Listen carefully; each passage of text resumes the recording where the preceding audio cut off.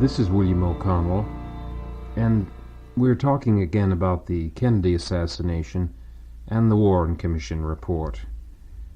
And my guest today is Harold Weisberg. Mr. Weisberg will be familiar to a number of our listeners who have heard him when he spoke originally on this program in 1966. He's the author of a number of books on the case. The first, which is an original work on the Warren Commission report. It's entitled Whitewash, the Report on the Warren Report. And Mr. Weisberg then authored Whitewash 2, the FBI Secret Service cover-up. And a more recent book is entitled Photographic Whitewash, Suppressed Kennedy Assassination Photographs. And that is not the subject, however, of our talk today, because Mr. Weisberg has yet another book out called Oswald in New Orleans. And what is the subtitle of that, Mr. Weisberg? Case for Conspiracy with the CIA, I'm sorry. Case for Conspiracy with the CIA. We're delighted to have you back and with us in the studio again. Thank you. What can you tell us about the current investigation being conducted by the District Attorney of New Orleans?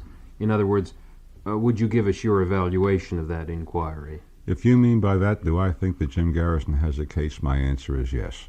I think if he has nothing but what I have in my book, he has a prima facie case. And I have no doubt that he has much more. Now, I think also I should tell you that I have never said, Jim, what is your case? What do you know? I don't think this is proper of me. I don't think he could properly tell me. Instead, I have sought to help in any way I could. So I can't tell you what his case is. However, in addition to what I have published, I have also spoken to witnesses who were not available to me when I wrote my book, and I do think that Jim Garrison has a case. I think it is a case that justifies the subtitle of my book, Case for Conspiracy with the CIA. You may remember that going back to my first book, I broadly infer this in Whitewash in Chapter 11, which is called The False Oswald. In the second book, which I had completed and I believe discussed to a degree with your audience last year when I was out here. Yes, you did. I went much farther with the suppressed, and I don't use this word by accident, I mean suppressed. The suppressed files on the investigation of the false Oswald. And here really is the origin of Oswald in New Orleans in these first two chapters, because it is my continuing work from these two leads that I had planned to include in Whitewash 3, the archive, that is Oswald in New Orleans. Now, I don't think I can use any soft word in describing the Commission's misrepresentation of Oswald as a person and Oswald in terms of his connections.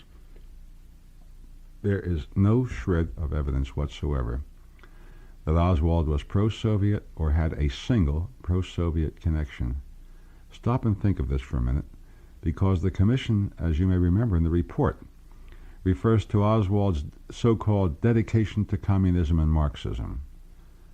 This dedication is reflected in what the Russians, I think, quite properly regard as slanderous writing.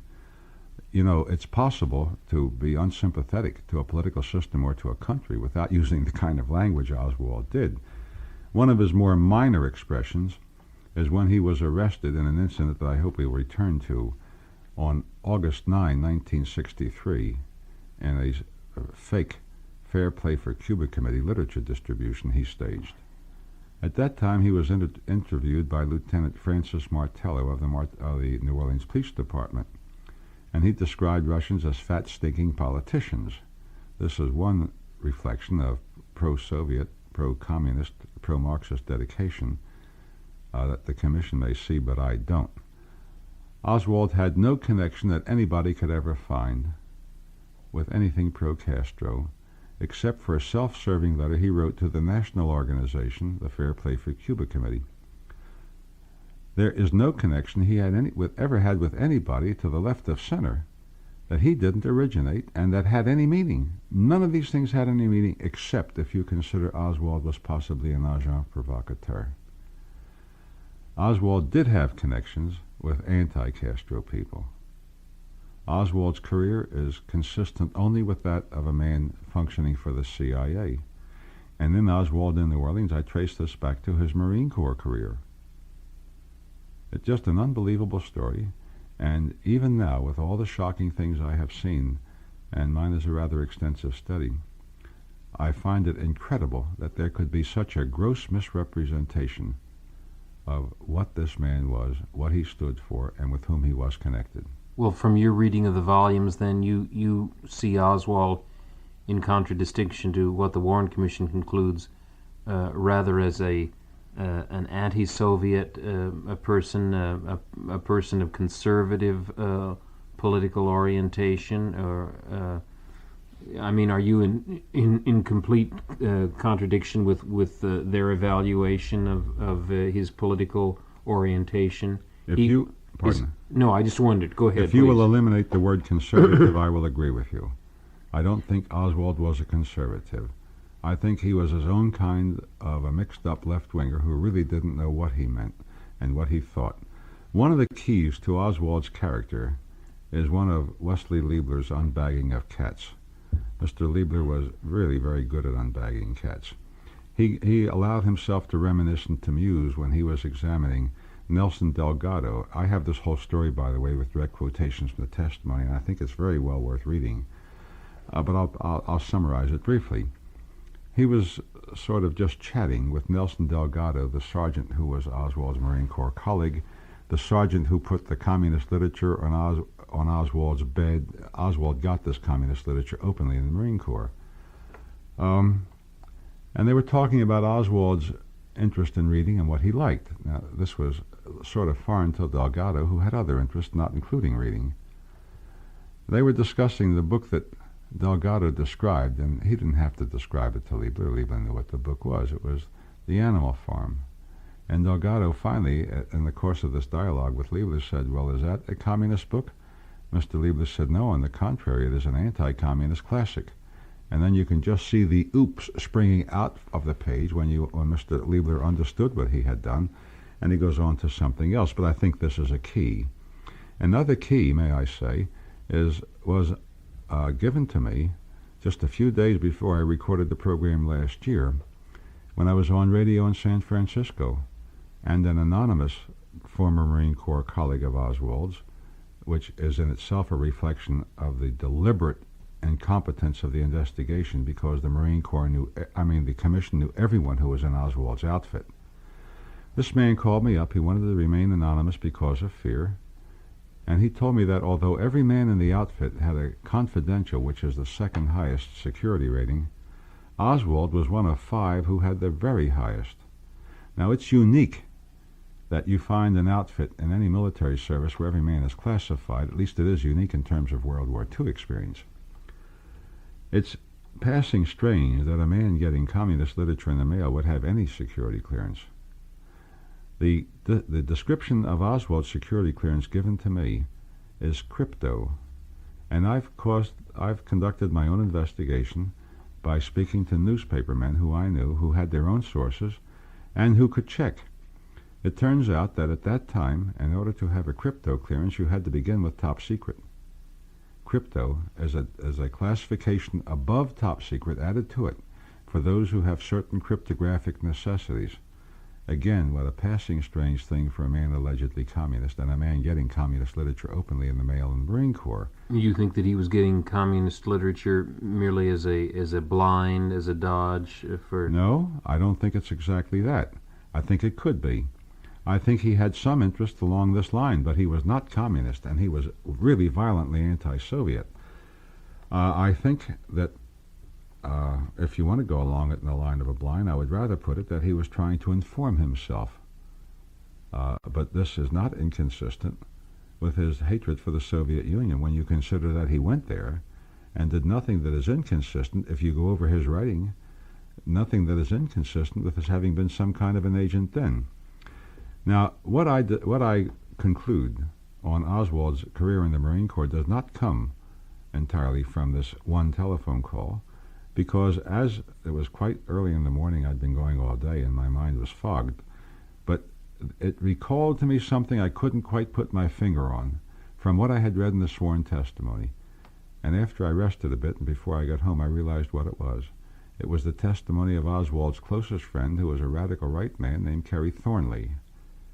When I got home, I went over Thornley's testimony very carefully, and I found what didn't interest the Warren Commission. That Thornley testified that Oswald had a secret security clearance, and that he spent his last 2 weeks in the security office, S&C, sort of criminal CID division of his outfit. Now here again is a very unusual thing for a man getting communist literature in the mail. The sworn testimony of Kerry Thornley is a close approximation of the unsolicited information given me by the man who called into a San Francisco radio station. This is not the Oswald we find in the Warren Commission. So, going back to his Marine Corps date, and there are other things that bear on this. For example, those who've had military service will know how unique it is for civilians to come to a military establishment, ask to speak to a man on guard, and have the man relieved of guard. Guard duty is a very important function in any military service, and every Army regards it with a serious eye. Guard duty is a thing that is not varied. Oswald was relieved from guard duty when these well-dressed Ivy League type civilians came. Again, it's consistent only with his having intelligence connections then. I find really that this thing builds like a detective story, and it built that way as I was working on it. Returning now more to your own inquiries in New Orleans, I wonder if first, however, you'd speak of the thrust of your book, Oswald in New Orleans, and tell us something about its thesis, something about the argument and your conclusions in that book. The thesis is, as I've just outlined, that Oswald was not pro-Castro but was anti-Castro, that his connections were in no single case with anybody who was pro-Castro, and every case that was identifiable with those who were anti-Castro. He further was connected with an organization that was created by the CIA. It wasn't just that, as with so many of these anti-Castro Cuban organizations, it had an association with it. The Cuban Revolutionary Council was organized in Miami, March 18, 1961, by the CIA. Their office in New Orleans was run by Sergio Arcacha Smith and a number of other people. Mr. Arcacha is the man that Governor Conley, himself one of the victims of the assassination, has refused to allow Jim Garrison to extradite to New Orleans. Arcacha was a crook, and they threw him out, and other people came, and although the commission would have us believe the organization ceased to exist, it did not. It existed at the time of the assassination. Although Mr. Liebler would have us believe that the organization was thrown out of the building in which they were, it was not. They just folded their tents and went away. But they didn't lose their connection there. What the commission, and this of course means Mr. Liebler, who was in charge of that part of the investigation, never told us, and I don't believe that the members of the commission ever knew it, is that a man named Guy Bannister obtained the office space for the Cuban Revolutionary Council, and that he continued in his office after they left, and all of their mail went to him. Now this assumes point with a number of things, one of which is Oswald's use of this return address as his on some of the literature he turned out. Now can you picture a pro-Castro Oswald or any pro-Castro soliciting interest by pro-Castro people and directing them into the something less than tender mercies of the anti-Castro Cubans, whose proclivity for violence is rather well known and rather well established, for example, at the United Nations? Bannister is not mentioned in the Warren Report. He's one of the many things not. He is misrepresented by the FBI reports in a way that cannot be accidental. In order to really tell this story, and I think it's a fascinating story, I'd like to go back to the time of the assassination and recall to you that immediately Oswald was a lone and unassisted assassin, connected with nobody. Remember, this was the official story. The police started it, everybody accepted it, the press broadcast it. Strangely enough, On November 25th, 3 days after the assassination, an FBI agent named Ernest C. Wall, Jr., in New Orleans, conducted a whirlwind investigation of one person and one thing. Sergio Arcacha Smith, the same man, and the Cuban Revolutionary Council, the same organization. It was an investigation like few in history. One of these really exhaustive reports by this man who was bound and determined to get to the root of the cause of the assassination. And this, of course, is what we expect of our government. It's a bare 6 lines of large type with wide margins. A second one, the one that deals with Bannister, is 47 words. In it, Bannister is identified only as of Guy Bannister Associates, whose address is given as 531 Lafayette Street. Says virtually nothing else except to imply that Bannister had a something less than nodding acquaintance with Arcacha, and that Arcacha had a young Cuban unknown to Bannister, frequently in his company. Now, the truth of the matter is that this was an FBI exercise in how do you lie and tell only the truth. This is a monstrous lie. There is no false statement in the report. It is true that Mr. Bannister's address was 531 Lafayette Street, but it is also true that 531 Lafayette Street is identical with 544 Camp Street. It's a very small corner building. All the mail was put in one pot, and those who wanted it came and got it. So the Camp Street address is identical with the Lafayette and it's identical with Bannister's. So if, as Mr. Liebler pretends, the Cuban Revolutionary Council was thrown out, it's meaningless, because they continued to have an association with Bannister to the very end.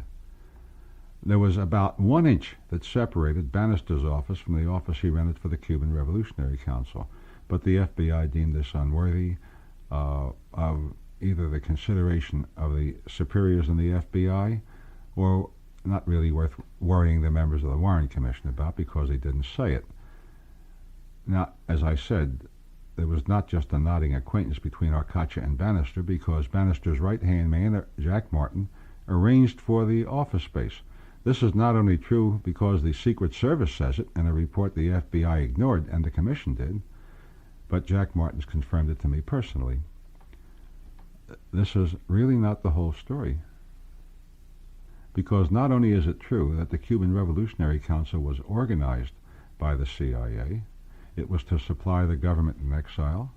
It was then to supply the first president of Cuba if the Bay of Pigs succeeded.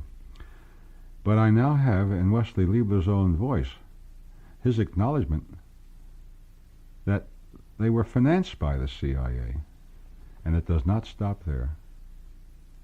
Mr. Liebler also acknowledges the connection of David W. Ferry with Arcacha, with the address 544 Camp Street, with the Cuban Revolutionary Council. To me, this is a totally shocking thing, and perhaps in some way Mr. Liebler will find an evasion he has in the past, and to a degree they've achieved acceptability.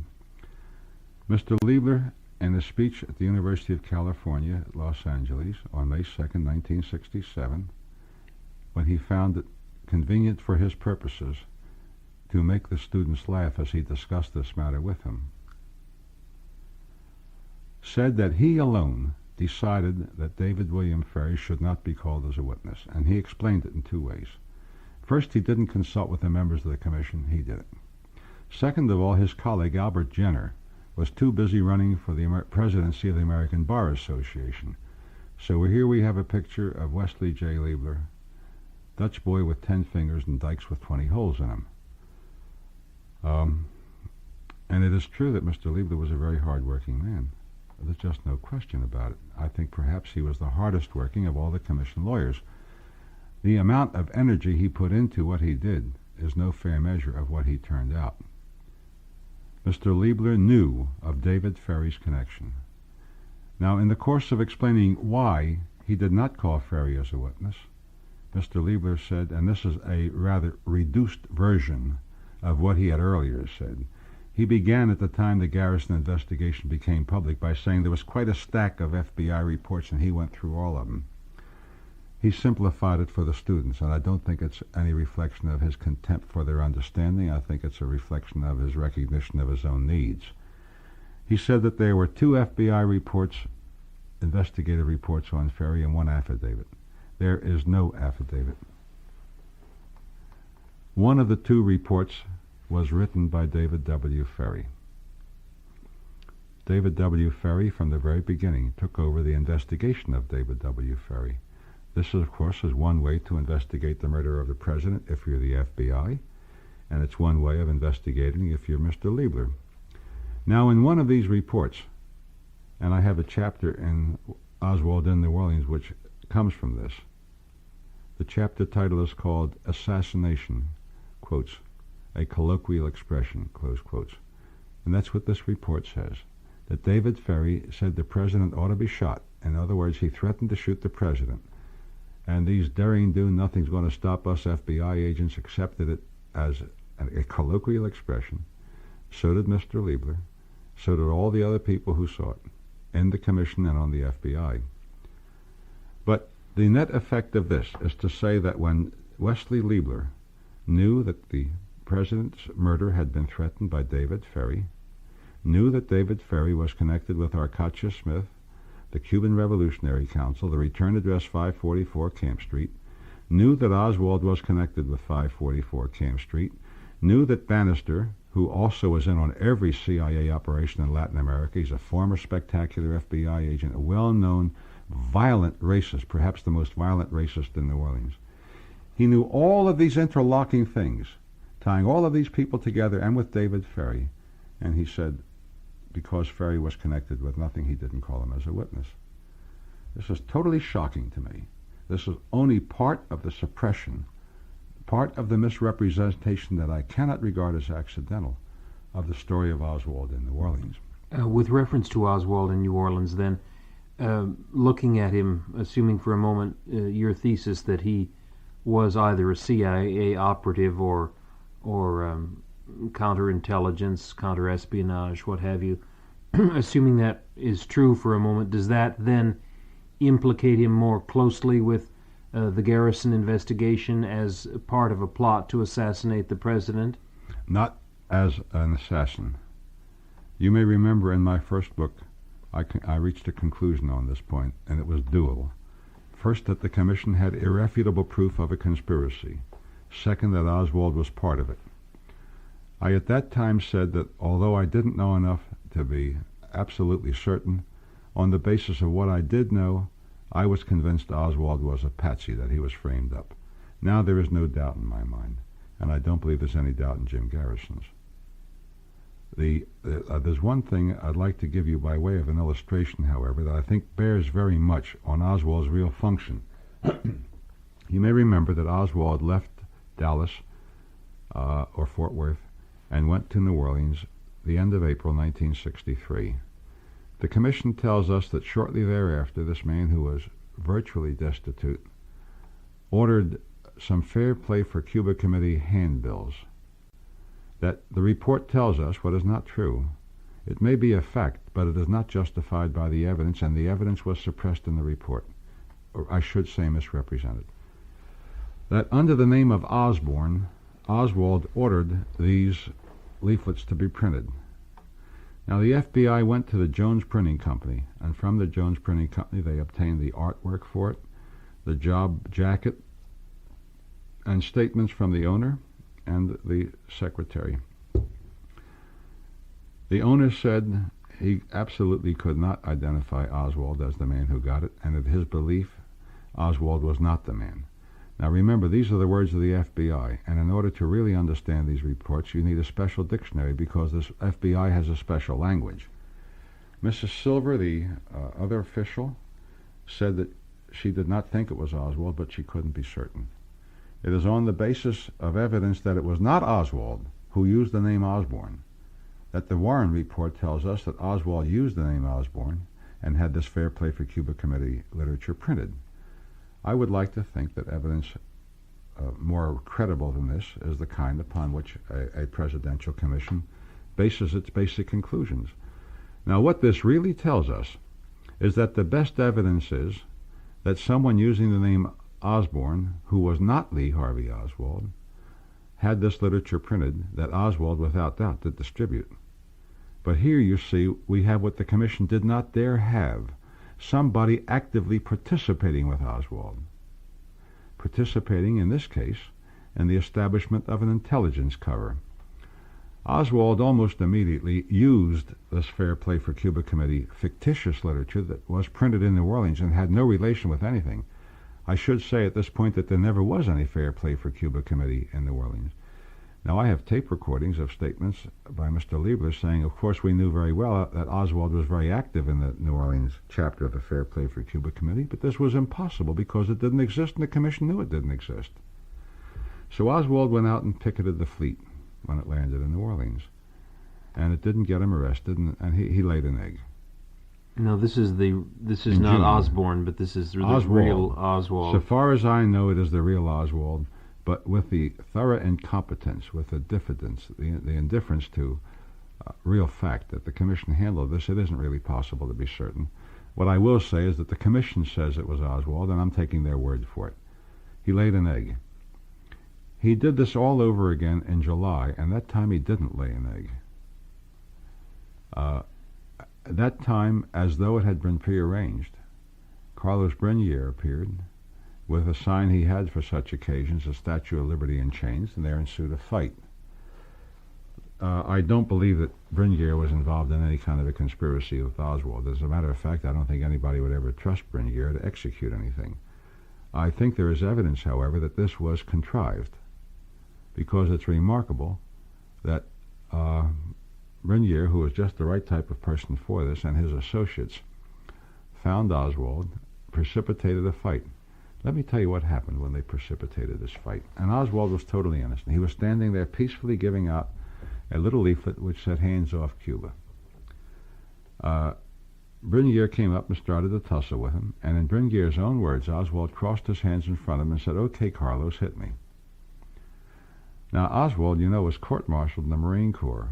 One of these court-martials was for the dream offense of every listed man. He poured a drink on his sergeant in the Bluebird Cafe at Yamato, Japan. Oswald was no sissy, he was no coward. He knew very well that in this instance he was the aggrieved. He stood there with his hands folded, just as Brenier described. So they were arrested. Brenier, who was guilty of disturbing the peace, pleaded innocent.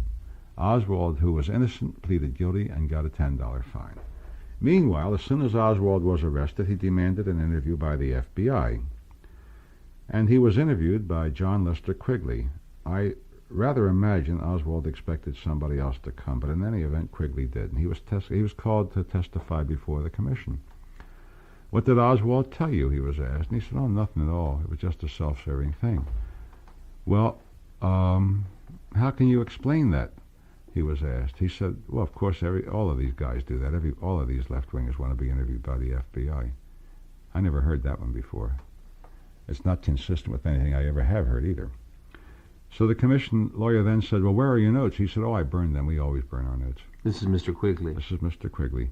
It's not unusual because, you know, the same thing happened in Dallas with the Oswald expert there, FBI agent Hosty. He didn't type up his notes of his Oswald investigation until after the assassination. And after the assassination, he burned his handwritten notes. The Commission was quite satisfied. But the Commission was satisfied with all of these conflagrations because, you remember, they were quite satisfied for the first draft of the autopsy to have been burned, and they asked no questions about it. This is as normal and natural as breathing when a president is killed. Not when a Bowery bum has a strange death, but only when a president is killed. So we have this unusual situation of Oswald, innocent and pleading guilty, and this really is only the beginning of a public relations campaign.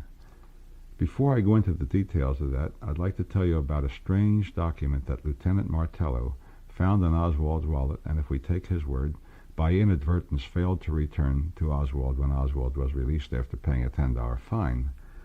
It's a slip of paper that, by means of some literary James Bondery, I traced to a source. Almost every item of this sheet of strange hieroglyphics came from Oswald's pocket notebook. He didn't have that with him when he was arrested. He had the slip of paper transcribing entries. These entries all serve one purpose: to associate Oswald with the Soviet Union in an anti-American and pro-Soviet way. For example, with Lev Setyev, the man for whom he made an anti-Russian, anti-American broadcast. It had his passport numbers, the place where he worked in Minsk, the Associated Press and United Press correspondents, who, if asked, would immediately have said, "Oh, that rascal Oswald, well, he defected." And to be sure that they were contacted properly if anybody was interested, he even gave their Moscow telephone numbers. This is what Martello got off of Oswald, and this is what you will not find in 10 million words of the Warren Report, because nobody was interested in tracing it. Excuse me, go ahead. No, I just wanted to return just a minute, if I could, to New Orleans. The district attorney of New Orleans, in the earlier part of his investigation, felt that Oswald was involved in a conspiracy with David Ferry and Clay Shaw, alias Clay Bertrand. Correct, but not as an assassin. From the very first, Jim Garrison said he had no reason to believe that Oswald killed anybody. He didn't say that initially. I'm under the impression he did, that he said Oswald was a conspirator, but not an assassin. Now, you What see about the Garrison, testimony of Perry Raymond Russo that Oswald was in attendance at some of these meetings? That's correct. That's as a conspirator, but not as an assassin. As a matter of fact, Mr. Garrison has in charge the only living person who remains of this group, Clay Shaw, with being an assassin. He has charged him only with being a conspirator. It's a distinction that is usually lost, and that's why I re-emphasize it. He said Oswald did not kill anybody, and this also includes Officer Tippit. May I say, it also is in my first book. I quite agree with him.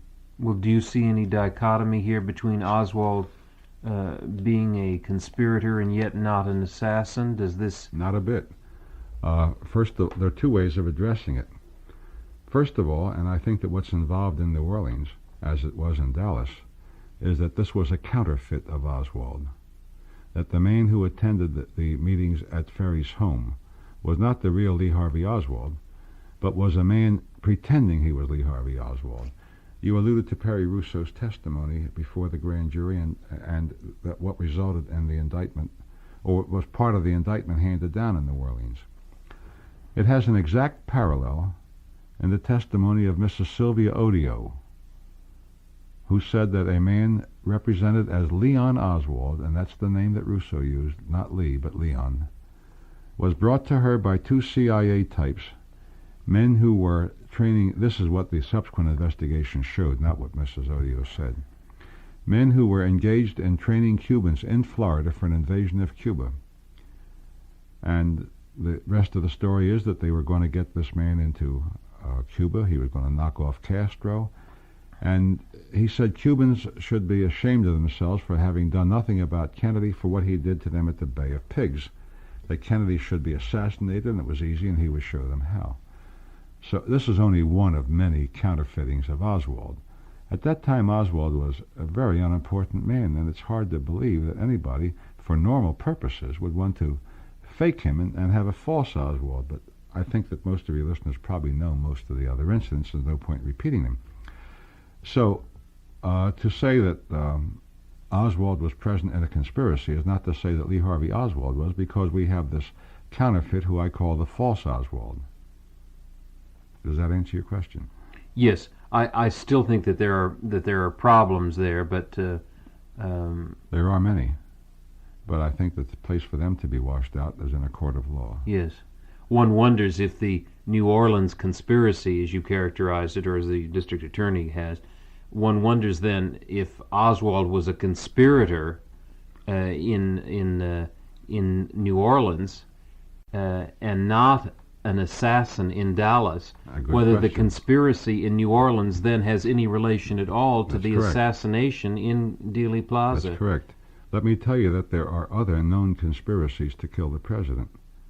I have a chapter in Oswald in New Orleans called Preliminary Postscript from Miami. This is an incredible story.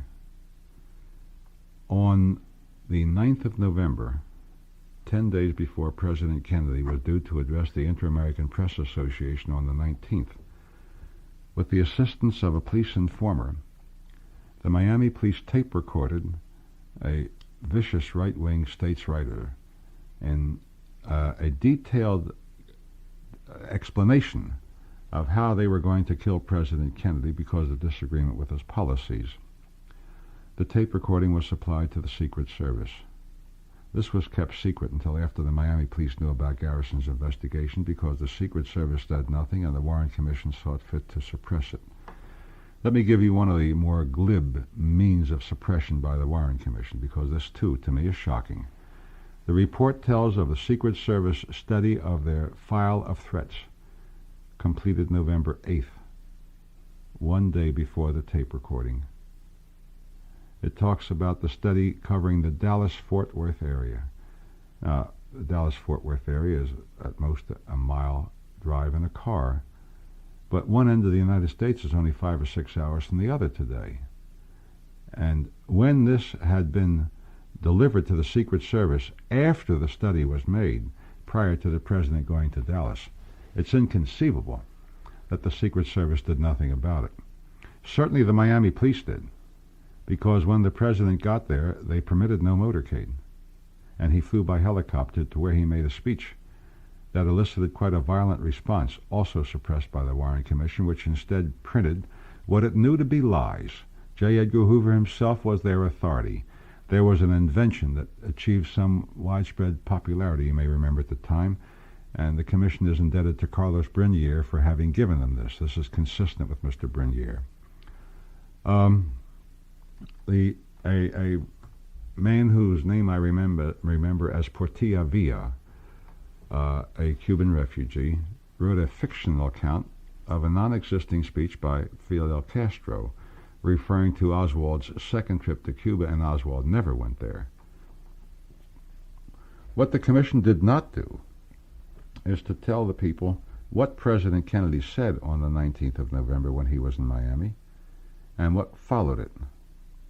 And what followed it was reported in a Castro speech, a legitimate Castro speech. I got separate copies from the West Coast and the East Coast that are word for word alike. Unofficial copies because the government saw fit not to note it. Kennedy told the Cubans, the Cuban press and the Latin American press, that the United States government could not impose a government on Cuba, that it was up to the Cuban people to do anything that was to be done to Castro. This is a rough paraphrase. Castro in his speech referred to an Associated Press dispatch from Miami, number 254, and I have been unable to get a copy, and I have tried, in which one Carbo said that, following the president's speech, that there would be developments within the next few days which would show the United States the folly of its policy toward Cuba and which would effectuate a change in it. This is a fairly clear threat, and especially in the light of what happened when the president was assassinated 3 days later, with the obvious association, through Oswald and other things, of Cubans of this stripe. There's, in addition, something I discovered after I had written Oswald in New Orleans, before it was published, because its publication was delayed. But once I went to New Orleans, I didn't want to change the text of the book, and I added a short prologue and an epilogue to include what had happened to the book to delay its publication and what I had learned briefly in New Orleans. So I didn't include this in the book. But I now have, again through these people I mentioned before, who keep coming to me with information, and for this I'm indebted. There was a threat made to kill John Kennedy in Dallas the 1st of October, 1963, by a spokesman for such a Cuban group, before a study group which fortunately always taped its speakers. And he knew at that time what was not public knowledge, that John Kennedy was coming to Dallas. And he said, for what he has done to us, we will give him what he deserves when he gets here. Now, isn't it strange you won't find this in the Warren Report? If they ask me, I will tell them. The Warren Report, the Warren Commission does not exist, so I can't tell them. But if they ask me, if the federal authorities ask me, I will tell them, as I've told the major magazine, where they can get a copy. And this major magazine does have a copy. They have listened to it, and they confirm the story to me. I can't afford to do this sort of thing. So you see, you're quite right in wondering about conspiracies in the plural, because I know of conspiracies in the plural. Well, the Commission knew of conspiracies in the plural, and there is a question: are these or are these not related? Yes. I think that at this point the proper place for that is before the court of law for which they are scheduled, and I am confident that they will ultimately get there if Mr. Shaw survives. What are the prospects, Mr. Weisberg, in your opinion, for a new investigation? Are the prospects more or less likely today than they were, say, a year ago? I think they are more likely. There's been a major change in the climate, and I hope that as new books appear under the auspices of the larger publishers, and I think this is a blessing I will never enjoy because of the history of my books, they may benefit from it, and the people may thereby be better informed. This is not to say that all the writing will be what I can certify as accurate, nor is it to say that it will be consistent with what I believe and want people to believe. But again, I think that the people should have access to everything and should make up their own minds. Let me give you some reflections of the change in the climate that I detect. One of the things I attribute it to, by the way, is a rather strange coincidence, if we are going to call this a coincidence, and we've been told that such things as reporters who are writing books dying of karate chops are coincidences. That reporters shot in police stations through the heart by a police pistol is a coincidence. So let's believe that when the Associated Press, the Columbia Broadcasting System, and the National Broadcasting Company all in 1 week launched the most transparent but massive whitewashes and assaults upon Jim Garrison and those of us who've been writing in this field, we'll call it a coincidence. I think it was overdone.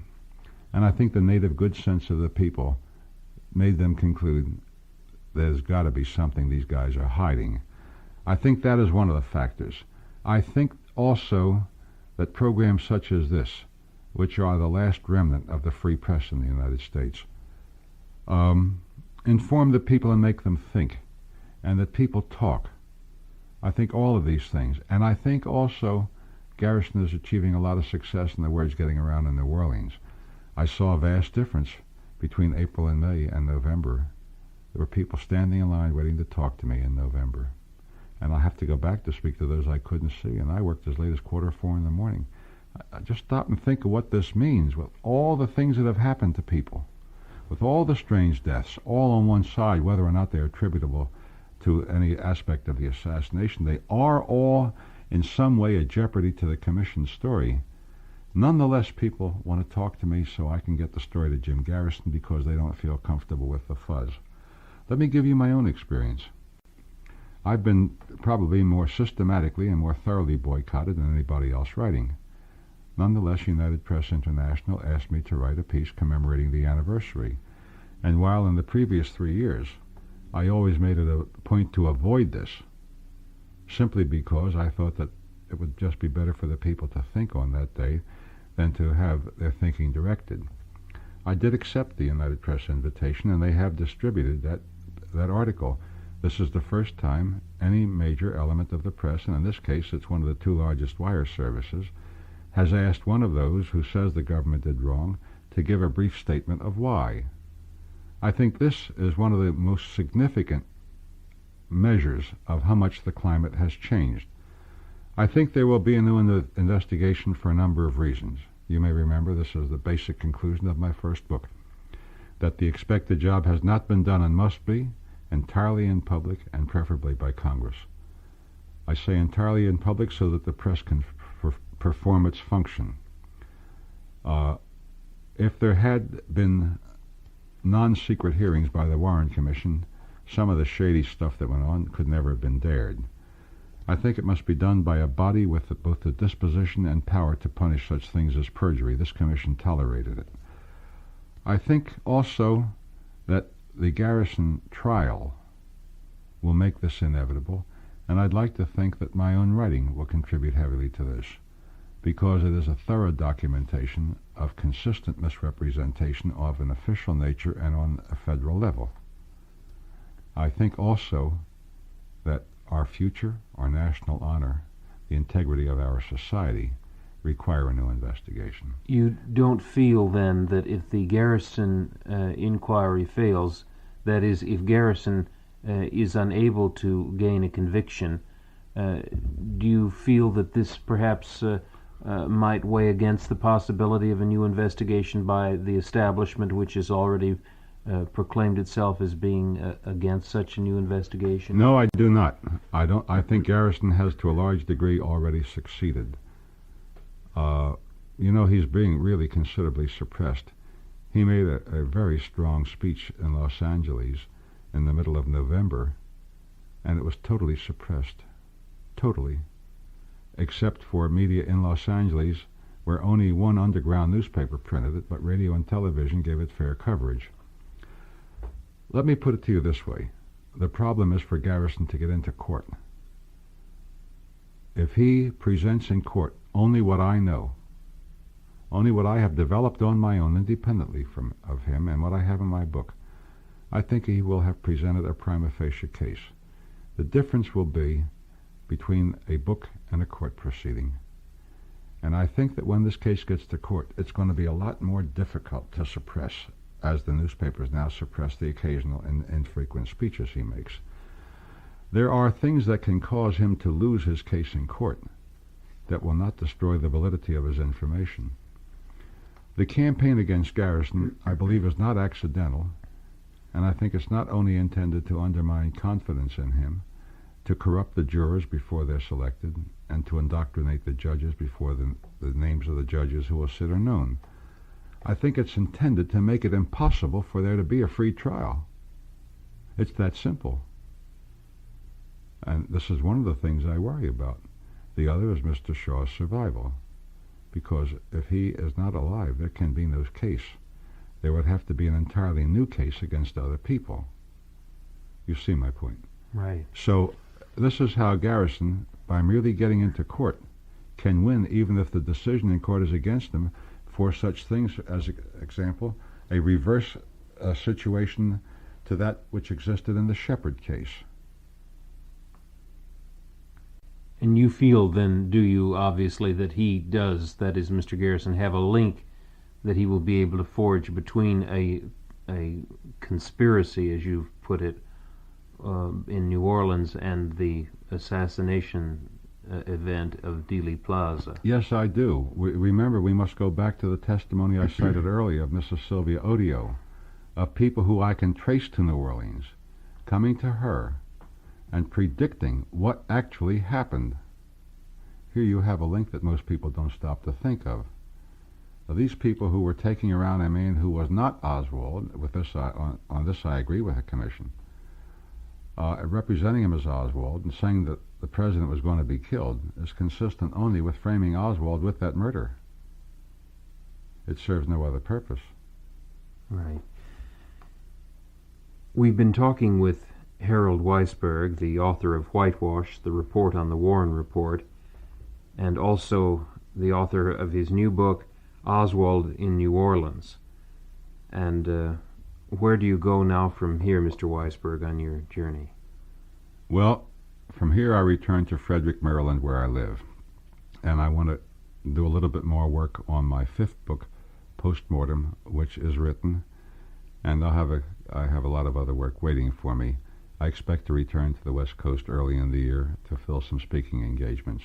Well, we'll be looking forward to talking with you, hopefully, when you come back again, and perhaps we'll be able to discuss a book that is about to come out or isn't out yet. We'll look forward to that. Thank you very much for the opportunity and for the free air. Thank you. This is Our Hidden History.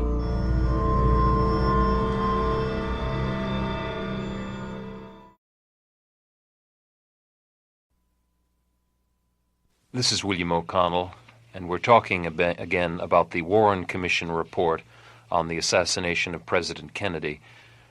I had recently Harold Weisberg in our studio, and we were talking about his book, Whitewash. Mr. Weisberg, as you may remember, is a newspaper and magazine writer, a former Senate investigator, and an intelligence and political analyst. And I I wanted to have him back again today because he talked initially about Whitewash, his first book, and I asked him to go into great detail on one particular reconstruction of the Warren Commission with reference to Oswald and the depository. And we exhausted our time so quickly that I felt it was necessary that we address ourselves in a second program to his newer book, Whitewash 2. Welcome back again, Mr. Weisberg. Glad to be here. I wonder if we could start off by telling our radio audience in what particulars and in terms of its general thrust, how does Whitewash 2 differ from your first book? Whitewash, the report on the Warren Report, the first book, was intended and I believe did prove that the Warren Report was a whitewash. Whitewash 2, which has the subtitle, The FBI Secret Service Cover-Up, is intended to show how the whitewashing was done and by whom.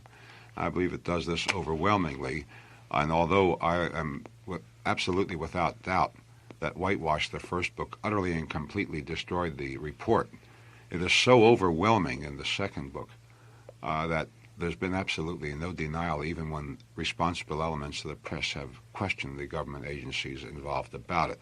Now, in the New York, I was going to say in the New York Review of Books with reference to Whitewash 1, an article in there said that you had given perhaps, I believe, the closest analysis of the evidence contained in the 26 volumes. But I understand since then, and especially after reading Whitewash 2, that you have perhaps more than any other critic, I would say, of the case, immersed yourself in the files of the National Archives, and it is largely from newly released files and documents that you have formed the basis for Whitewash 2. That is correct. And if you'd like to know the extent of my immersion, with my wife, I figured about 2 weeks ago when I was driving and had time to think, that the two of us have a total of over 22,000 hours of work on this subject. Could you tell us something about the National Archives themselves Yes, and because how you go about your work there? Generally misunderstood.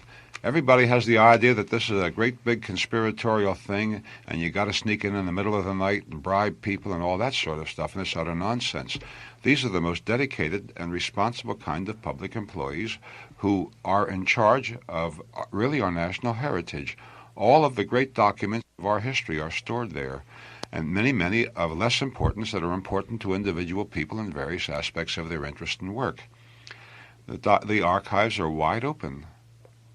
You can walk in, authenticate your needs and purposes, and use the facilities where there are classified files or where there are restricted files. Now, the archive that has been established on the assassination, and it's a shamefully inadequate thing. But aside from that, and of course this is not the fault of the people in the archives. The conditions are controlled from outside of the archive, and it's beyond their jurisdiction and competence to make decisions. But where they function impartially, they function honorably. They do not reveal the interest of one researcher to another or his discoveries. They're honorable people. And in order to have access to this archive, all you need to do is show that you're a qualified researcher or even just a newspaper man.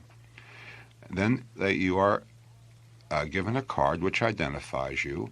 If you have to take equipment in, such as a typewriter, you get a property pass, and there's no rigmarole about it at all. And there is I hate to call it a bibliography. In fact, I hate to call it anything. But what is pretended to be a list of what's in this file is available. And if you're enough of a genius and can understand the gobbledygook of the various agencies, especially the FBI, which has everything listed more or less as Oswald, communism, Cuba, sometimes they add Russia.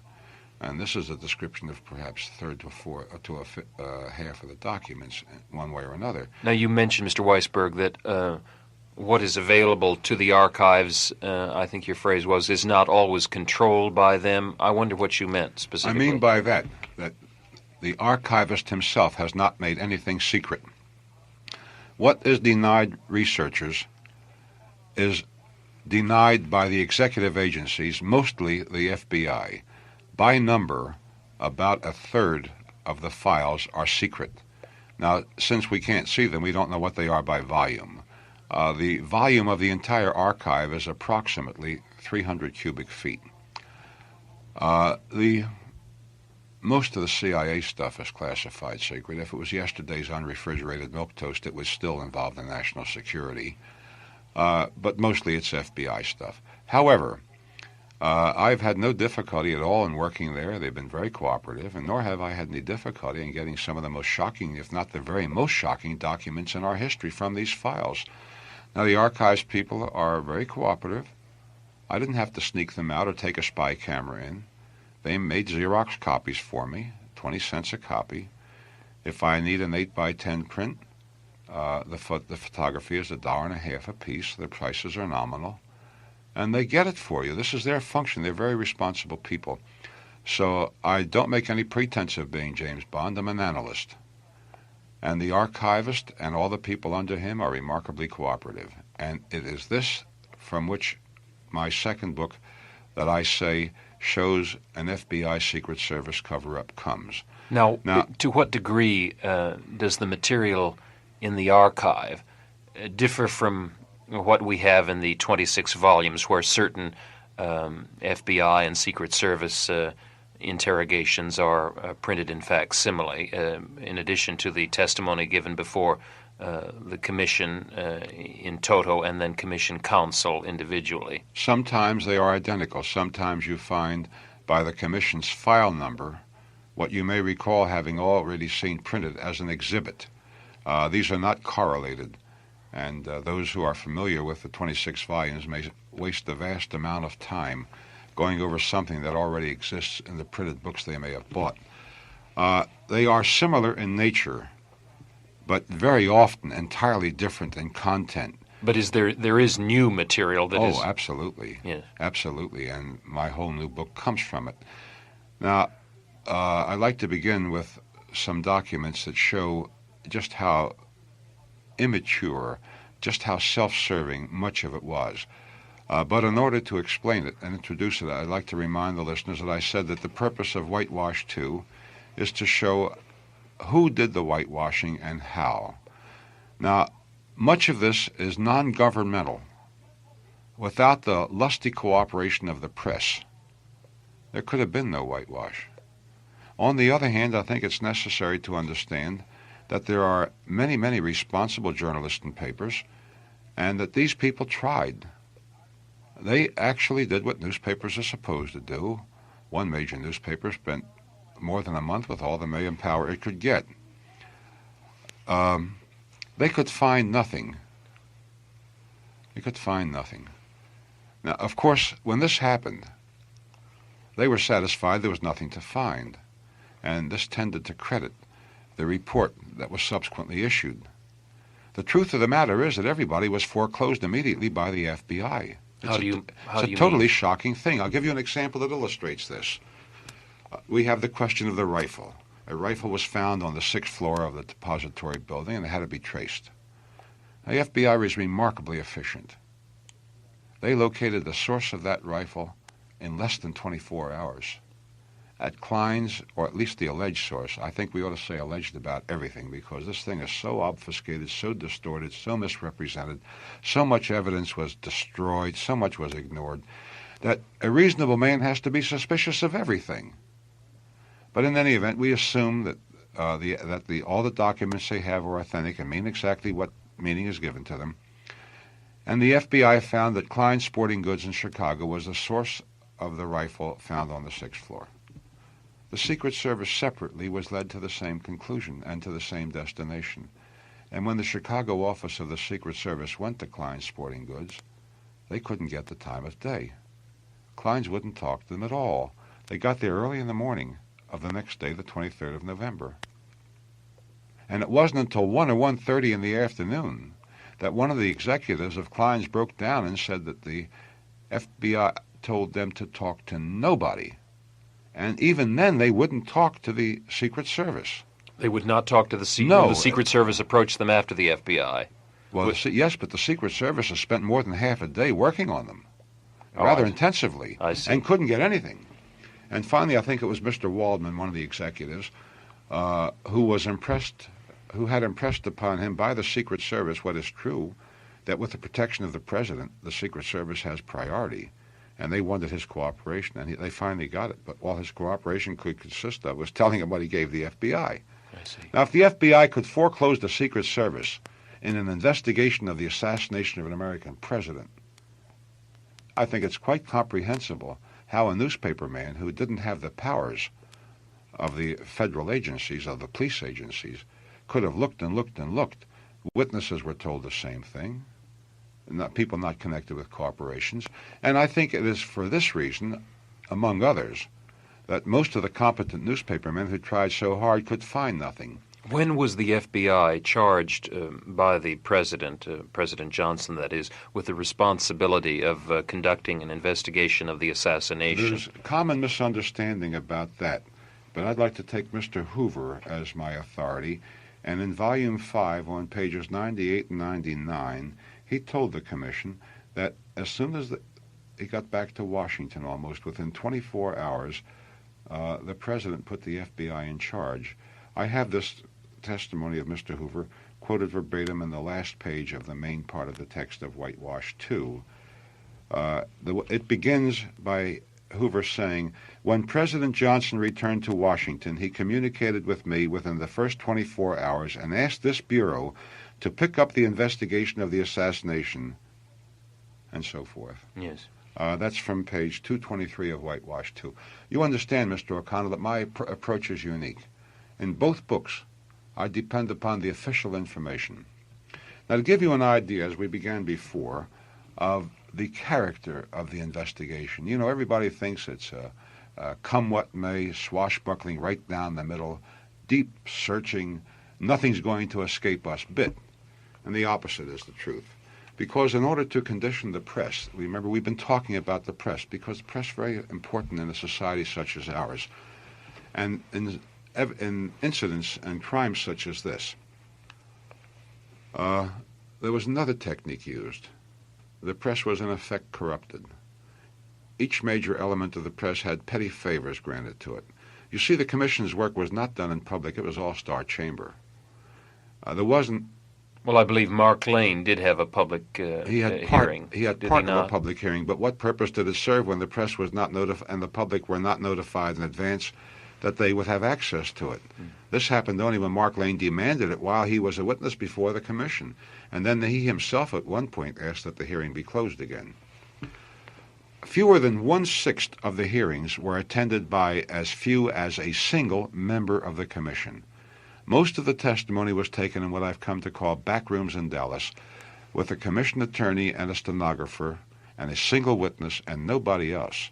And this is a mechanism that not only puts a premium on temptation, but is as close to any mechanism can be to the manufacture of error and to the indulgence of weakness. One of the things that was done very dramatically during the course of the Commission's work to prejudice the case against Oswald, and this was done outrageously and without limitation or inhibition, was to leak his diary. It got to be a commercially very valuable thing to those who had it. So Congressman Ford, in a way, got involved in this, and what I'm going to read from now is the 1431st of the Commission's files, excerpts of which I reproduce in facsimile on page 8 of Whitewash 2. A letter was addressed on August 26, 1964, to Mr. J. Lee Rankin, the Commission's chief counsel, by Mr. Hoover, head of the FBI, referring to an allegation that Congressman Ford might in some way have been involved in the leak of this Oswald diary. And according to this letter of Mr. Hoover, Congressman Ford said, quote, he desired to unequivocally state and to furnish a signed statement if necessary that he did not leak the information in question. Congressman Ford confirmed the fact he did previously talk with representatives of Life magazine and further stated that under no circumstances had he given Life representatives any information concerning Oswald's diary. Did Life print Oswald's diary? One of those that did, yes. Yes. Now listen to this. Now, of course, this is all self-serving and totally without meaning. Congressman Ford could have said the same thing into the teeth of a 50-mile-an-hour gale and it would have had no more meaning. I'm continuing to quote Mr. Hoover. representatives of this Bureau have not conducted interviews with any members of the President's Commission or members of your staff other than Congressman Ford regarding this matter. No further action is being taken by this Bureau concerning the leaks of Oswald's diary to the Dallas Morning News and Life magazine in the absence of a specific request from you. Oh, this is the flimsiest sham. It's the shabbiest misrepresentation of an inquiry. It's totally without meaning. What Congressman Ford had succeeded in doing is to put the imprint of FBI approval and authentication on his entirely self-serving statement, which is entirely without support of any kind. Now, I'm not suggesting that Congressman Ford leaked this diary. I have no way of knowing. But I am suggesting that this is a fraudulent procedure because on the basis of Mr. Hoover's own information, he had nothing to form an opinion on. But because everybody in the country has so much respect for the FBI, when this was made public and it was stated and paraphrased, everybody said, well, if Mr. Hoover says so, it has to be so. But as you see, he didn't even ask the members of the staff if they'd done anything about it. And may I suggest the members of the FBI staff and the members of the Secret Service staff and the members of the Dallas police staff and all of the many people who had access to this kind of testimony. So this is a picture of the inside of how the investigation worked. Now, I begin the book with a chapter I call Scheherazade. I'm talking of Whitewash 2. I think it's an appropriate description of Marina. Marina was sweated in a subhuman way as one of the first official acts of the investigation. Was she the first witness called by the commission? She was a witness to nothing, but she was not only the first, she was the major, and she was the one that spent most time on the stand. She monopolized the limited time the members of the commission could give to the hearings, and she had nothing except prejudice to fill the record with because she had seen nothing about the assassination. She qualified herself as a witness by beginning by saying she was a liar, and she satisfied the commission by saying she wouldn't lie anymore, that she'd lied in the past because she wasn't under oath. But now that she was under oath, she wouldn't tell any more lies because nothing was going to happen to her. She didn't want to get in trouble. What really happened to Marina is this, Mr. O'Connell. First, she appears to have been at the home of the chief of police. She spent the first night with the Mrs. Payne and so forth, and then Life magazine put her and Mrs. Oswald Sr. in a hotel room, and then she was at the home of the chief of police of Dallas. Now the Paynes, you mentioned Mrs. Mrs. Payne. Ruth Payne, with whom Mrs. Oswald Jr., Marina Oswald, lived all the time, and Lee Oswald lived on weekends. So on the morning of the day Oswald was killed, 2 days after the assassination of the president, we pick up the story. You will not find this in the report, by the way, and I have not seen it in any of the 26 vast volumes with 10 million words in them. I found it in the files. The Secret Service picked up Marina at Chief of Police Curry's home, and it's still a mysterious thing, and Mrs. Marguerite Oswald, the mother, and the Oswald infants. And the first thing they did, naturally, was take her out of Dallas, because the last thing you want is a witness at the scene of the crime. And while they were, in effect, spiriting her away with Robert Oswald, the brother of the late Lee, they were still in Dallas. It came over the radio that Lee Oswald had been shot. Robert heard it, and he didn't ask the permission of the Secret Service, the FBI. He took off for the hospital to see his brother. The Secret Service didn't tell either the mother or the wife that Oswald had been shot. They waited until they had them on the car out of Dallas. Now, the Secret Service reports, and I have of this a 45-page interrogation of Marina, transcribed by the Secret Service, and a large number of Secret Service reports covering this period. According to the Secret Service itself, they were out of Dallas before Agent Kunkel mentioned to the Oswald women that Lee had been shot.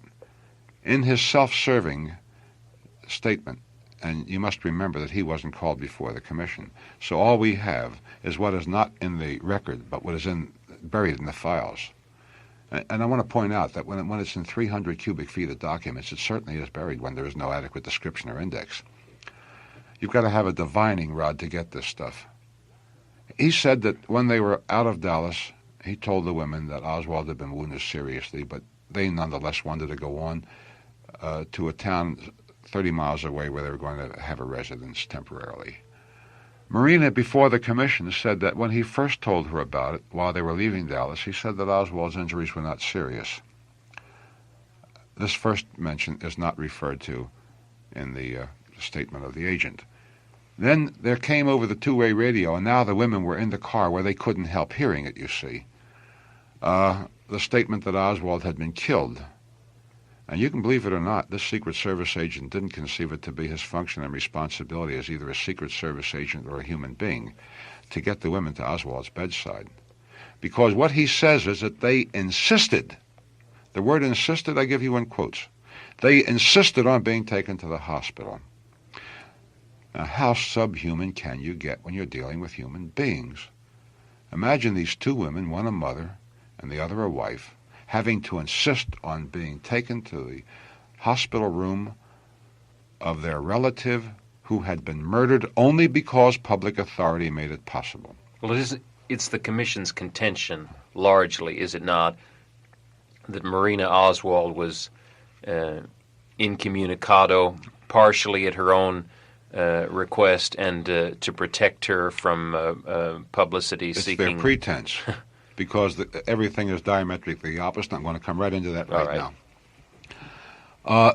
So before Oswald was stiff, they took these women back to Irving, Texas, and separated Marina from her mother-in-law. In fact, they separated her immediately from everybody, except a Mr. Gregory, a member of the Russian community, who acted as a translator. And there was a rather large Russian-speaking community in the Dallas-Fort Worth area. And as I told you before, there was a tape recording made, and the transcription of the tape recording takes up 45 pages. Now, this means a very extensive interrogation because you realize that there had to be a double translation from English to Russian, from Russian to English, and so forth. There came a point when Marina protested that she was getting tired, and they continued nonetheless. Now, it's too long to go into, but believe me, that Marina's first story is not her final story. Everybody will probably remember the rather dramatic figure of speech so well exploited by the Commission. That fateful rifle of Lee Harvey Oswald, attributed to Marina. This was her identification of the alleged murder weapon. Yeah. But what actually happened is that she said at this particular time that she didn't know rifles came with telescopes, and she saw the one attributed to Oswald on television. She said that his had no telescope on it, as she called it. This is only a sample of the differences between what originally Marina said and what the Commission ultimately found in her testimony. Now, she was actually held in protective custody. It is a shabby pretense to pretend that this was for her own interest. She was given to understand very explicitly that if she knew what was good for her, she would say what was expected of her. She was told that if she wanted to stay in this country, she would have to cooperate, and she was subject to deportation. I submit in the face of this, Marina should never have been called as a witness. I submit that the government, if its own integrity was of any interest to it, should have exposed this entire thing, which I have from its record and from its record alone. Marina could never have been a witness in a legal proceeding because the Fifth Amendment would have denied it. But the Commission had no reluctance to deny the dead accused his rights under the Fifth Amendment and to protect the wife with her rights under the Fifth Amendment. Instead, it made her its creature. Having begun by being abused by the Secret Service, Marina Oswald has now been defamed in history by the Commission. Now, I don't find either Lee Harvey Oswald or Marina attractive personalities.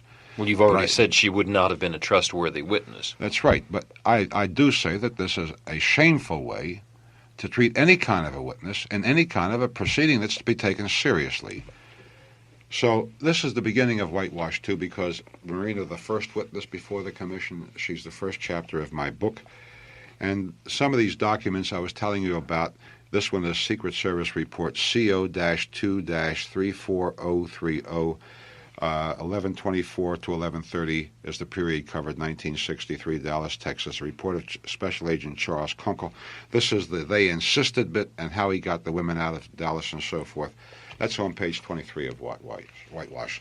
Next I go, Whitewash 2.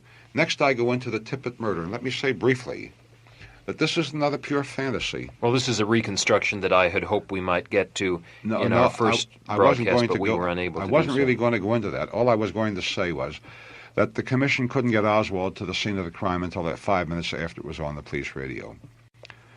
The commission's report is so barren on the murder of Officer Tippit that it lacks even the official certification of his death.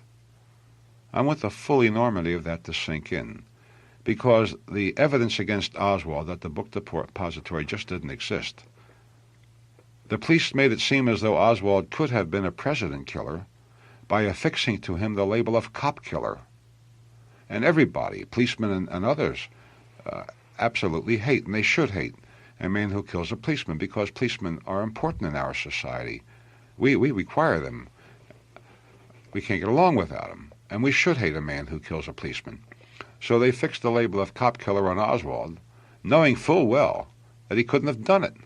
They couldn't get them to the scene of the crime on time. Well, they paced off a reconstruction of their own that, according to their reasoning, permitted him to have arrived just in time to have. That's exactly what the report crime. says. The report says that the commission reenacted it, and this showed that he could have done it by walking fast.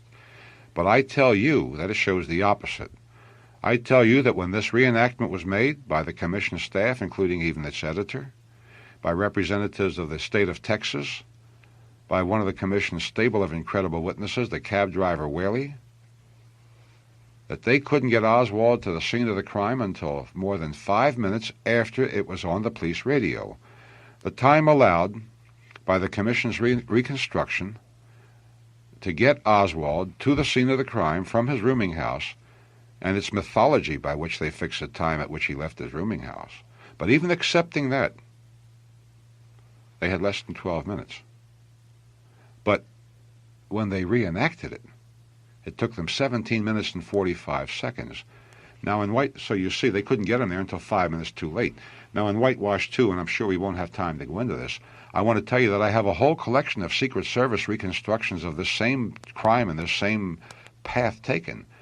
And it bears no relationship to what the commission did. Well, what I'm interested in knowing, is there information in the archives that is not in the report or 26 volumes that permits you a new evaluation of the Tippit reconstruction that wasn't possible before? Several, and I was going to refer to one that I have in this chapter.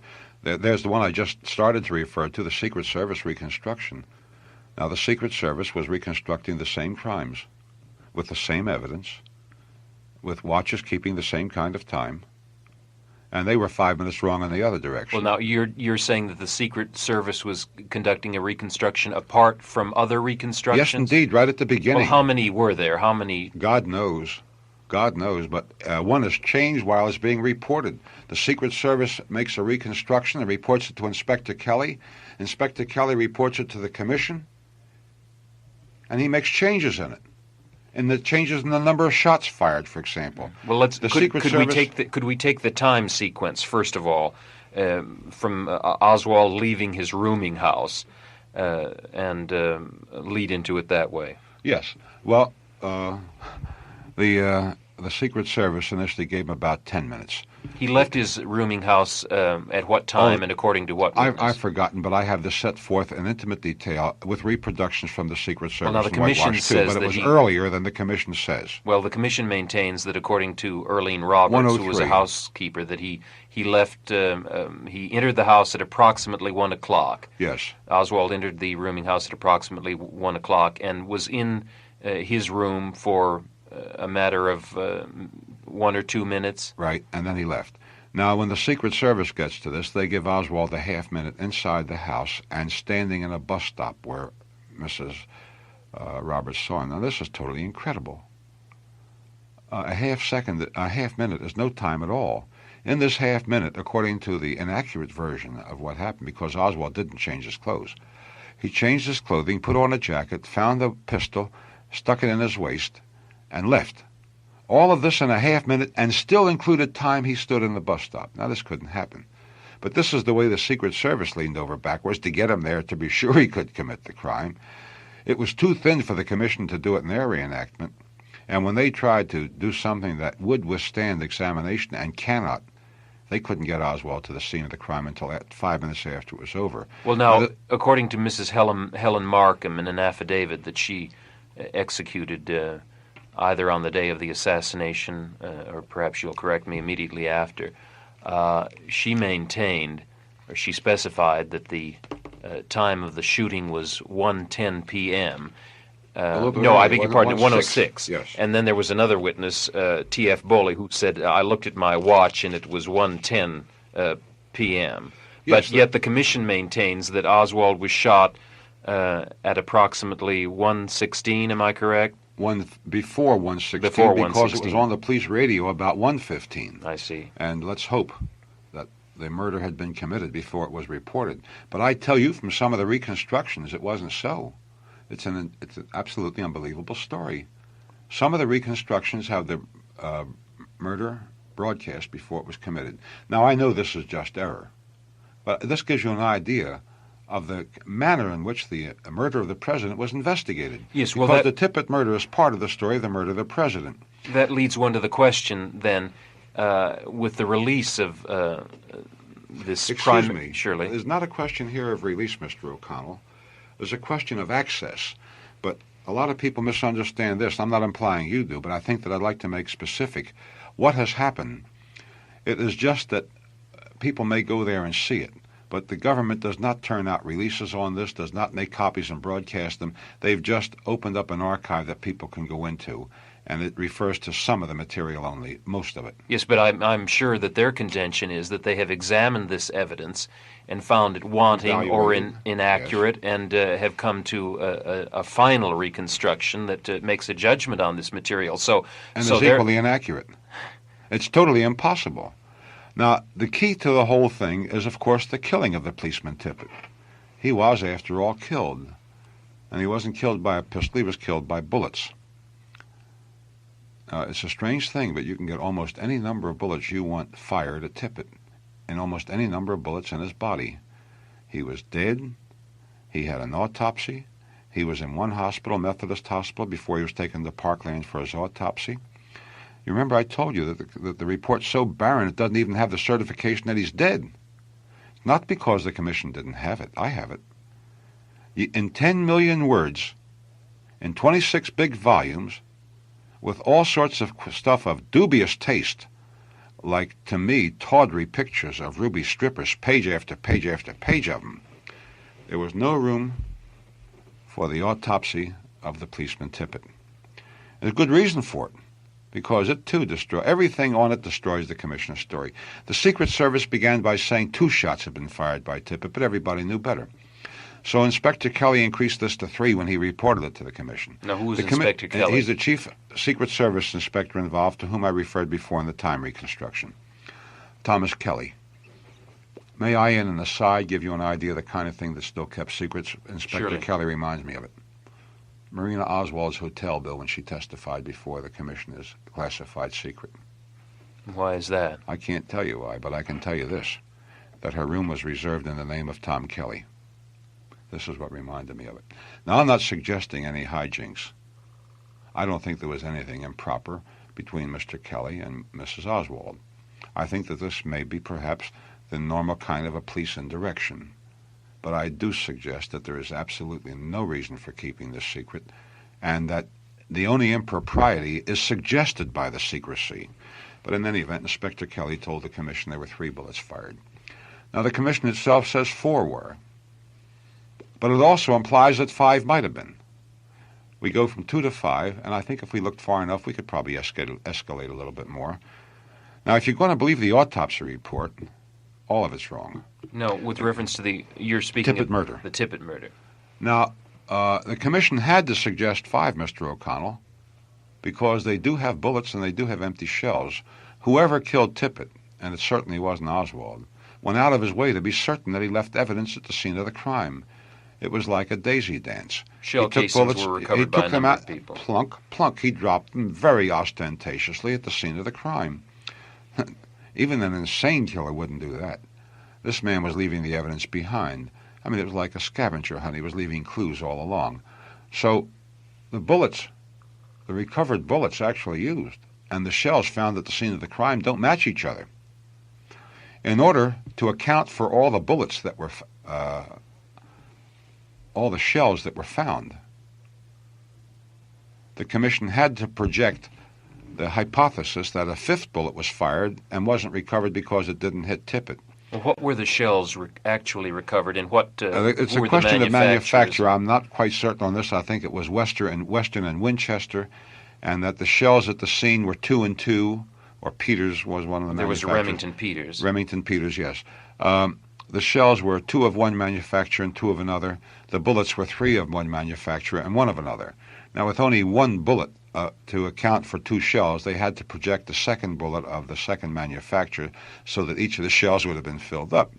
Does the commission explain this discrepancy in their report? No, it doesn't. It cannot. There is no way of explaining it because it's pure hypothesis. So we've got Tippit. He's without doubt dead. And without doubt he was killed with bullets. So we have a belated, and it was very belated. It took over 2 weeks to prepare the autopsy. Now, Oswald's autopsy is different than the president's and different than Tippit's, because while the president got an autopsy unworthy of a Bowery bum, leaving behind nothing but question, conjecture, all sorts of inferences, and Tippit's was delayed, and it's in the same kind of limbo, Oswald's is a modern of scientific precision, in which everything is located with great precision from inflexible points of the body, with even such things as minute as an abrasion of 1/16th of an inch indicated and precisely and unequivocally located. So poor Tippit is dead, and he's got an autopsy. And the Secret Service tries for a while and doesn't get it, and then finally a couple of weeks after the murder they get it. Now, if we're to believe Dr. Rose, who performed the autopsy, the only fair way to say what happened to Tippit is to say that he was hit by 3.5 bullets. The reason I say a half is because although the commission says 4 bullets were taken from Tippit's body, Dr. Rose says to the contrary, that a 4th bullet struck a button of Tippit's uniform and did not enter the body, but that Tippit sustained a bruise from the button. You begin to understand why this stuff was not in the record, why in 10 million words they couldn't have it in. So this is part of my chapter in Whitewash 2 on the Tippit murder. And I should explain that in the first part of the book's divided into 3 parts, as is Whitewash 1. I take up some of these elements of evidence that the commission should never have left unanswered and could have answered. Now, the next chapter is called the Curry phone. You may remember the Chief of Police Curry. Are we leaving the Tippit? Yes. We're leaving Tippit. Before we get to Curry, there are a couple of things in Whitewash 2 that I think are of prime importance, and I wanted to address those before we run out of time. You reproduce the a version, the fullest version that I have seen of a photograph taken by Ike Alkins, the Associated Press photographer in Dallas on the day of the assassination. And I wonder if you would relate to us the contents of that chapter, which I found fascinating, with reference to a man in the doorway bearing a resemblance to Oswald, and what you have adduced about that man that hasn't been dealt with in a number of the other books. You're right in describing that picture, but in Whitewash 2, I have the full, unretouched, the total negative. Now, Wesley Liebler, one of the more active and more important assistant counsels, handled all of the photographic evidence, and that includes Mr. Alkins, who was one of the witnesses. Mr. Liebler found it expedient to get none of the essential information into the record. This includes the identification of the camera, the kind of film that was used, the kind of lens that was used, and in a rather abnormal departure from good and required practice, he didn't even ask Alkins to produce his picture or the negative of his picture so they could establish that it hadn't been touched up or anything like that. The motion picture taken by Abraham Zapruder is, in my opinion, the most important single bit of evidence. But I believe the most important single picture is that of James W. Alkins, which in itself is utterly and totally destructive of the report. Now, you contend that picture, on the basis of your analysis of the picture from blow-ups, and on the basis of the clothing worn by a figure in the doorway, and also on the basis of your analysis of correspondence between J. Edgar Hoover and Chief Counsel Rankin, the thrust of your chapter, it seems to me, leaves one with the clear feeling that the man standing in the doorway of the depository at the time of the assassination was indeed Lee Harvey Oswald. Right. Is that a fair? Absolutely. And the meaning of that very clearly is this, because this picture was taken, according to the FBI, and they're quite right, at a point that coincides with the 255th frame of the Zapruder film. Now, would you tell us what a frame is? How one? No, Yeah. we've discussed the Zapruder film, but in terms of alignment and how the commission determined where the Altgens picture was in relation to the Zapruder film. Lyndall Schoenfeld, the FBI's photographic expert, who was the same thing for the commission, proved by the internal evidence of the Zapruder frame 255 and the internal evidence of the Altgens picture that they exactly coincide. Well, does Altgens appear in Zapruder frame 255? No, but Altgens appears much later in the Zapruder film at a part the commission elected not to reproduce. Thus, we are denied a precise positioning of Altgens at the time he took his picture. It wasn't because they didn't have the evidence, it was just because they denied it to us. Well, they said it wasn't that important to determine precisely where he was standing, did they That not? came out when Altgens was disputed by Wesley Liebler in his testimony. And Altgens challenged Liebler to a reconstruction, and Mr. Liebler, who is normally a fluent and eloquent man, found himself almost incoherent when confronted with that challenge, and he said, well, it isn't at all that important, and he passed on to something else. But the truth is that this picture was taken about halfway through the assassination, and it must be obvious that Oswald could not have been on the first floor observing an assassination he was simultaneously committing from the sixth. Now, this picture has any number of things, but let's begin with that one thing. There's the figure of a man leaning up against and twisting himself to his left around the western end of the doorway. He is wearing a shirt that has a dark body and a pale fleck in the picture going through it. In the texture of the shirt itself. Yeah. Oh, yes. It's unmistakable. Fabric of the shirt. It's a long sleeve shirt. It's November 22nd, but the shirt is open at the top. And there are, in enlargement, you can see a little bit of an unusual shape as though something has been pulled there. Now, Oswald was arrested and he was photographed. He was photographed in the police station, in the elevator, and coming out with his hands handcuffed. That picture is these two pictures are exhibit 1796 and 1797 in the commission's record, but they are at no point printed adjacent to the picture I've just been telling you about, this part of the Altgens picture. Now, Mr. Schoenfeld took part of the picture of Oswald when he was arrested, and here, if I may have an aside, the FBI had a tremendous compulsion to decapitate Oswald photographically. Although Oswald certainly had his head in Exhibit 1797, he does not have it in the enlargement of 1797 made by Schoenfeld and introduced into evidence as Schoenfeld Exhibit 24A, which I reproduce on the inside back cover. I should tell the listeners that all of these pictures are reproduced in the book so they can see for themselves what I'm talking about. Schoenfeld marked Schoenfeld 24A, the exhibit, with certain identification points, two of which, numbers 5 and 6, show buttons missing. This is a picture of Oswald after he had been arrested. With everything except his head. They got the tip of his chin, and they don't even have his mouth. Oswald's head's not on it. Thus, of course, we obviously lose points of identification in his face, in his hairline. We have to presume this is an accident, just as we have to presume that when Schoenfeld was making a duplicate of a picture of Oswald holding a rifle, which when published had the shadow of his nose going in one direction and the shadow of his body going in another, he selected from the thousands of employees of the FBI working underneath the roof on which he took the picture only one man whose face he said might not be shown in public. So that picture is decapitated too. Now, the Schoenfeld Exhibit 24A shows buttons missing at exactly the same point at which the shirt of the man in the doorway is open. It shows a pattern which is remarkably like that of the man in the doorway. The commission, through the FBI, was told that another man, not Oswald, was this man in the doorway, another employee whose name is Billy Nolan Lovelady.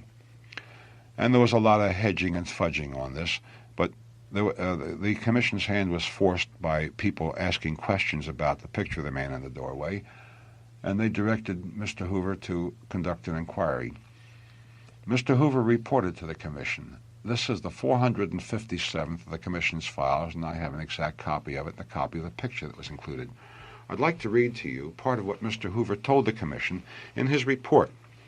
Now, this is the bottom of the 4th page of the report and the top of the 5th, but I've excerpted it. He said that on February 29, 1964, Billy Nolan Lovelady was photographed by special agents of the FBI at Dallas, Texas. On this occasion, Lovelady advised that on the day of the assassination of President John F. Kennedy, November 22, 1963, at the time of the assassination, he was standing in the doorway at the front entrance of the Texas School Book Depository building where he is employed. He stated he was wearing a red and white vertical striped shirt and blue jeans, close quote. Now, the shirt on the man in the doorway is clearly not a striped one. To make this overwhelming, I reproduced 2 of the 3 pictures that the FBI gave the commission in a single print of Lovelady, pictures taken by the FBI. They were very careful to let Lovelady get a 5 o'clock shadow, and remember, Oswald had overslept his rendezvous with Destiny and hadn't been able to shave. This is a heavy shadow on the face of the man in the doorway. They're attempting to duplicate now the photograph yes. of Ike Altgens by... Yes, but of course they're having to presume certain things that they can't tell from a picture. They knew that Oswald hadn't shaved, so they let Lovelady's beard grow. Then they posed him so that in using lights, they accented this with shadows on the various pictures of Lovelady taken. They leave Lovelady's shirt unbuttoned, although the buttons are clearly reflective and visible. Lovelady's looks like a brand new shirt. They leave it open, coinciding exactly with the opening in Oswald's shirt in Schoenfeld Exhibit 24A. The man in the doorway, who I believe was Oswald, had a long-sleeve shirt. Lovelady's is a short-sleeve shirt. But above all, the shirt that Lovelady is wearing in this official FBI picture has the very broadest stripe I have ever seen on any garment in my life. It must be broader than 2 inches, with ample white space in between the red stripes.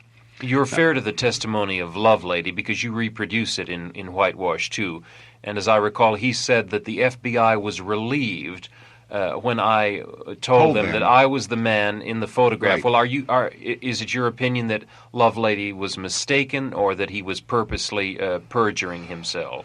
Why Lovelady said what he did, only Lovelady can answer, but there's one thing that there cannot be in dispute, and that is that the FBI establishes that the shirt that Lovelady was wearing that day rules him out as the man standing in the doorway. And now, do we know the type of shirt, its fabric, its texture, its color that Oswald was wearing in the depository that morning?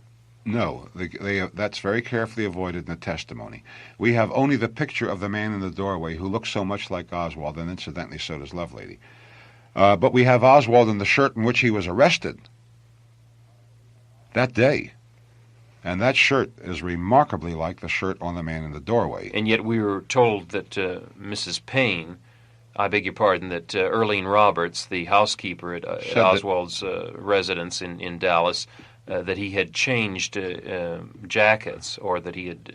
The jacket, that's right, but the non-existent... When he came in from the depository... Yes, he put on a pale jacket. Yes. But the non-existent police interrogations, which are represented in various incredible ways, none of them is an interrogation report, quote Oswald as having said he changed his shirt. There's no evidence that he did at all. Now, there are many other things bearing on this, but the thing that's clear is, and all of it bears one way, by the way, Oswald is supposed to have told the police things that happened on the first floor that he could have known only had he been there. He could not have been on the 6th floor and reported what was going on the first floor, people he saw walking through and so forth. Now, I've recently discovered in some of these previously secret documents that the FBI was told by employees of the depository that they were, in fact, on the first floor and think they saw Oswald at that time. It's not in the report. It's not in the 26 volumes, but it's in the files.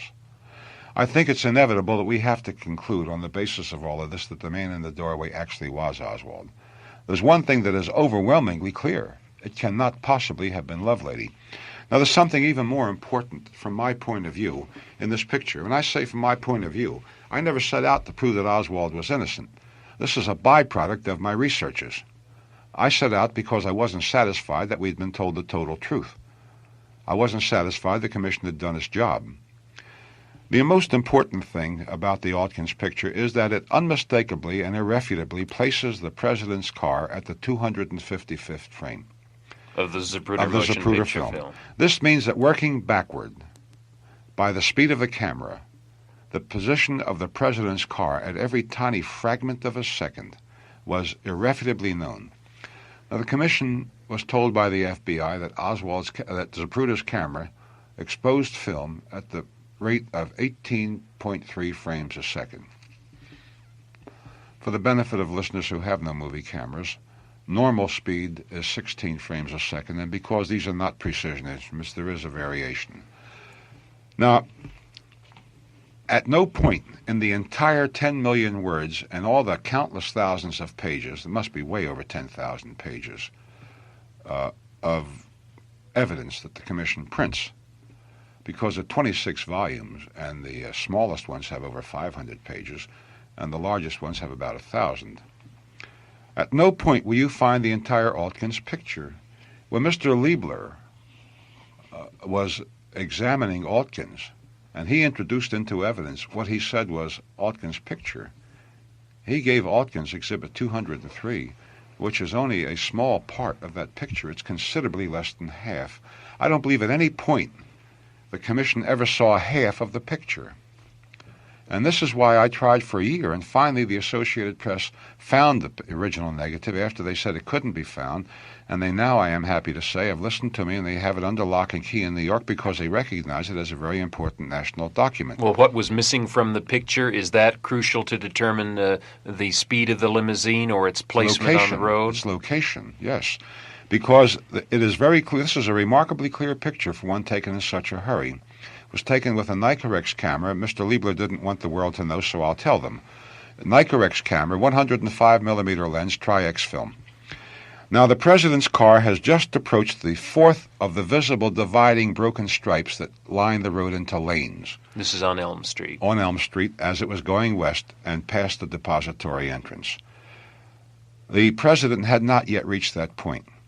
This means that entirely aside from reconstructing the crime by going forward and backward, we know where the president was first at the 255th frame, and we know where he was in the Zapruder film when he was approaching the fourth road stripe.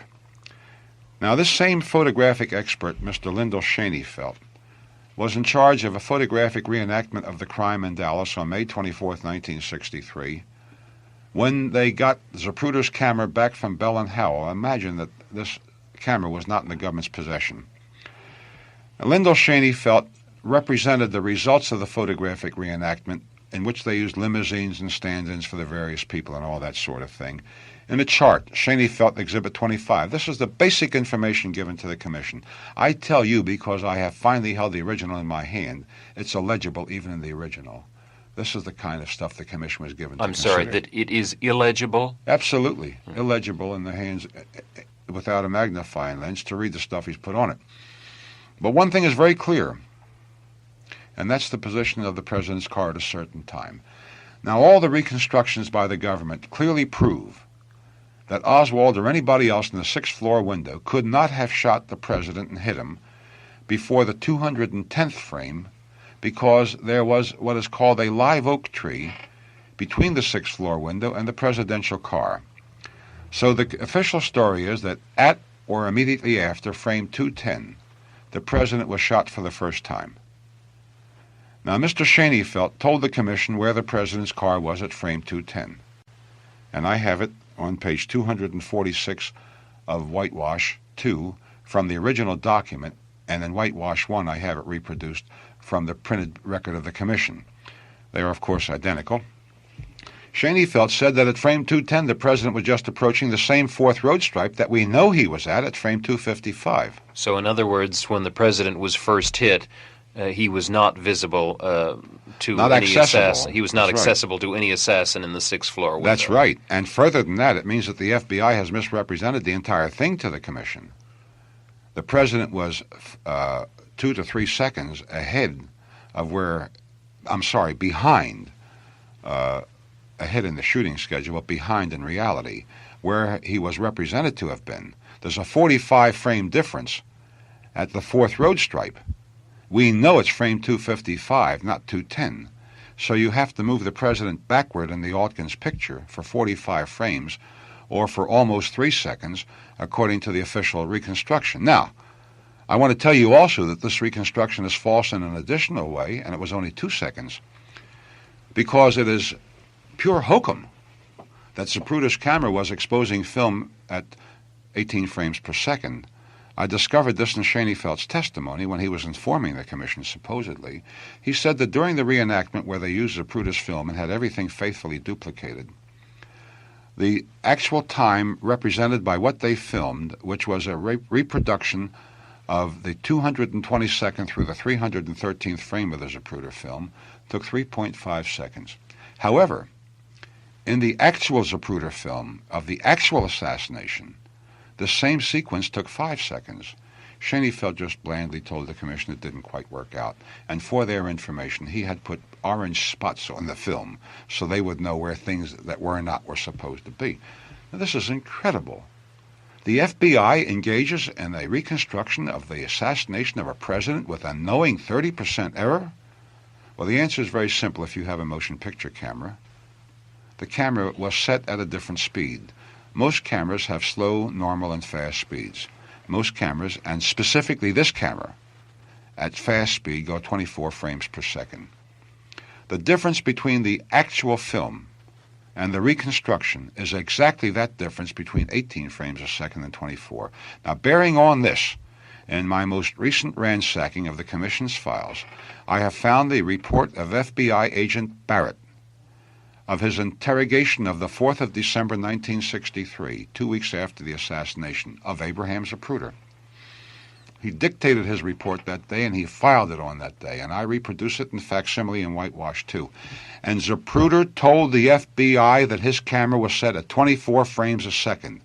Despite this, the FBI engaged in a reenactment of an assassination of a president and told the commission and made the reenactment based on a knowingly wrong figure and a knowingly wrong speed of 18 frames a second. Then from this can we conclude that the span of shots, the time span, is somewhat less than the commission says? 1/3 less. So Now, how many seconds then do we have to account for all the shots that were approximately fired? 3.5 seconds, perhaps just a shade more, but certainly less than 4 seconds. Well, isn't Now, that the in Oswald contradistinction rifle, to most of the ear witness testimony at the time of the assassination? No, it is to some and it is not to others.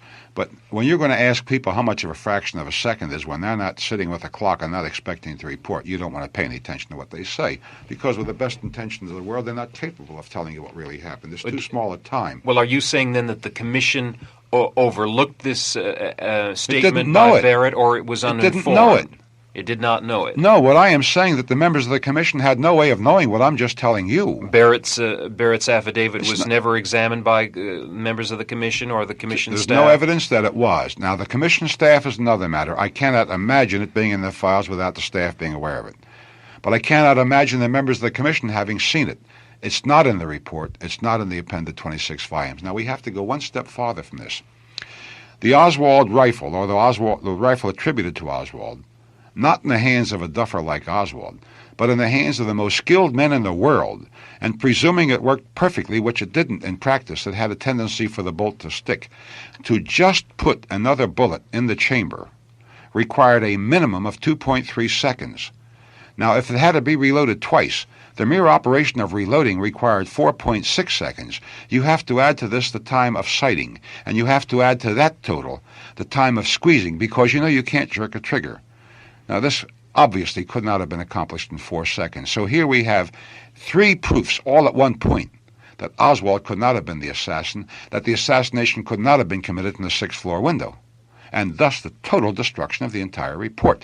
And all of it based upon information available to the government, in the government's possession from which I got it, and to the best of my knowledge denied the members of the commission, who were thus put in the position of having signed what amounts to a fraudulent report, contrary to the knowledge that should have been given to it.